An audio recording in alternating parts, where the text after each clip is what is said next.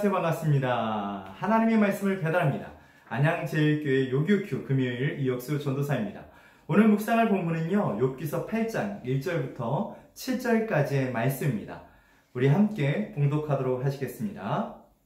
수아 사람 빌닷이 대답하여 이르되 내가 어느 때까지 이런 말을 하겠으며 어느 때까지 내 입의 말이 거센 바람과 같겠는가?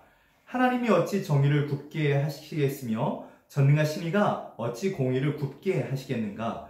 내 자녀들이 주께 죄를 지었으므로 주께서 그들을 그 죄에 버려 두셨나니 내가 만일 하나님을 찾으며 전능하신 이에게 간구하고 또 청결하고 정직하면 반드시 너를 돌보시고 내 의로운 처소를 평안하게 하실 것이라. 내 시작은 미약하였으나 내 나중은 심히 창대하리라. 아멘. 오늘의 묵상의 주제는요, 이해할 수 없는 고난 가운데라는 주제를 가지고 함께 묵상을 나누도록 하겠습니다. 우리는 욥기서를 통해서 아침마다 묵상을 나누고 있습니다. 욥은 당대 모든 사람에게 친송을 받는 큰 부자요, 의인이라고 우리는 성경 말씀을 통하여 알 수 있습니다. 그렇게 많은 사람들이 인정받았던 그런 사람이었습니다. 그런데 욥이 갑자기 하루아침에 그 많았던 재산과 건강을 다 잃어버리게 됩니다. 심지어 자녀들도 한날 다 같이 함께 잃어버리고 또한 아내의 악담까지 퍼부으며 떠나가는 장면을 우리는 볼 수 있습니다. 부자였음에도 불구하고 겸손했던 욥.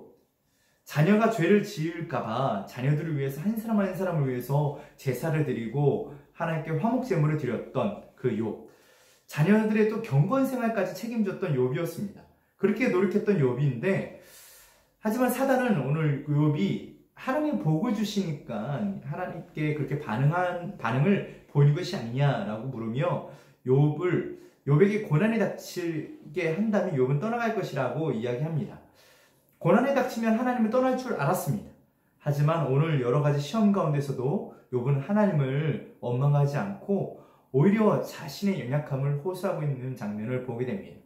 그러면서 이제 친구들의 이야기가 나오게 되죠. 첫 번째 친구의 조언이 시작되죠. 엘리바스, 도덕주의자였습니다. 분명 고난에는 이유가 있을 거다라고 이야기하고 있는 거죠. 그렇기 때문에 욥은 회개해야 된다고 이야기하고 있습니다. 하지만 욥은 결백했던 사람입니다.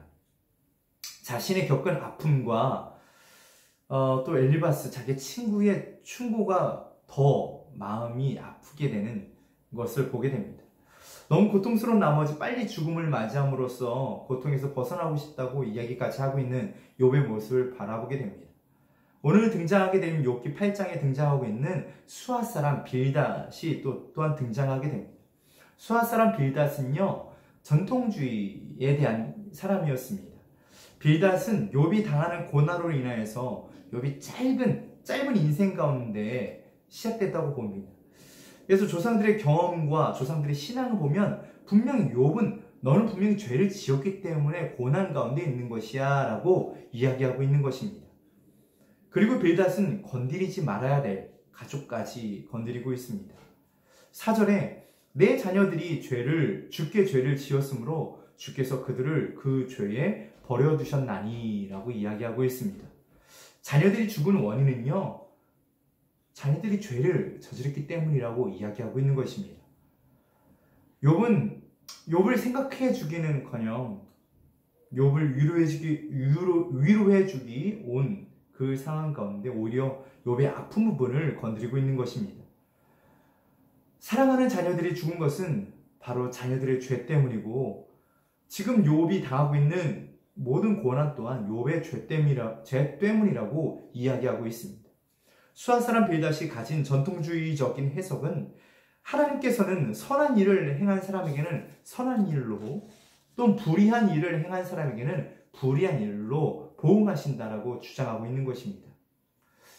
맞는 말이기도 합니다. 하지만 모든 일이 그렇게 나타나지 않는다는 것은 우리는 알고 있습니다.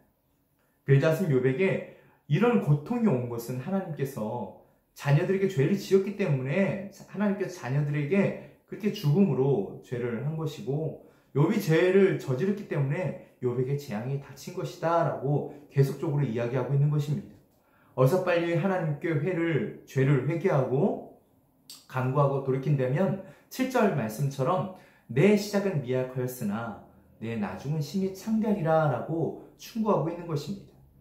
우리는 보통 이 말씀을 보통 회사 개업한 곳이나 식당 같은 곳에서 액자를 통해 많이 보았던 말씀입니다. 하지만 이 말씀은 축복을 비는 그런 말씀이 아니었습니다.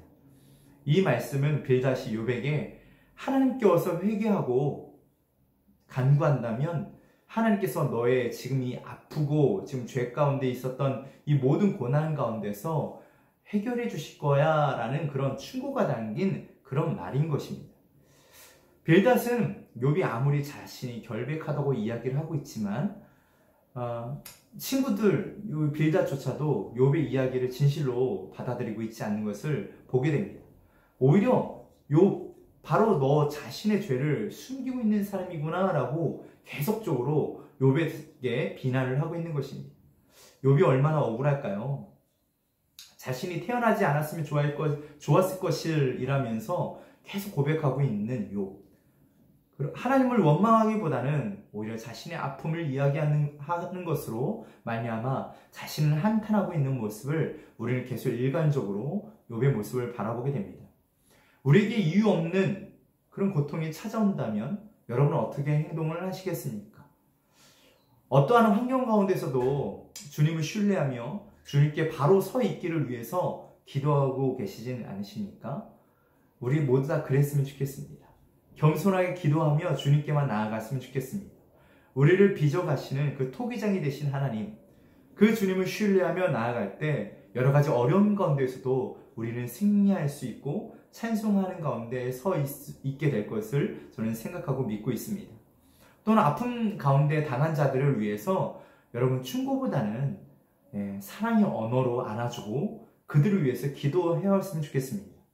주변에 아픔 당하는 자들이 죄를 지어 고통당하는 것으로 인식하는 것이 아니라 그 고통을 통하여 이루실 하나님의 계획과 하나님이 보여주실 은혜를 기대함으로 나아갔으면 좋겠습니다. 여러 가지 고통과 환난 가운데 있는 많은 청년 여러분, 다시 한번 주님을 신뢰하며 나아갑시다. 우리를 통하여 역사하실 하나님, 또 그 고난을 통하여 우리에게 원하시는 것이 있는 것을 빨리 발견하고 나아가는 저와 여러분들 되기를 소망합니다. 함께 기도하겠습니다. 참 좋으신 아버지 하나님, 감사와 영광을 주님께 올려드리며 나아갑니다. 우리에게 환난과 고통이 참 많이 다가오는 것을 보게 됩니다.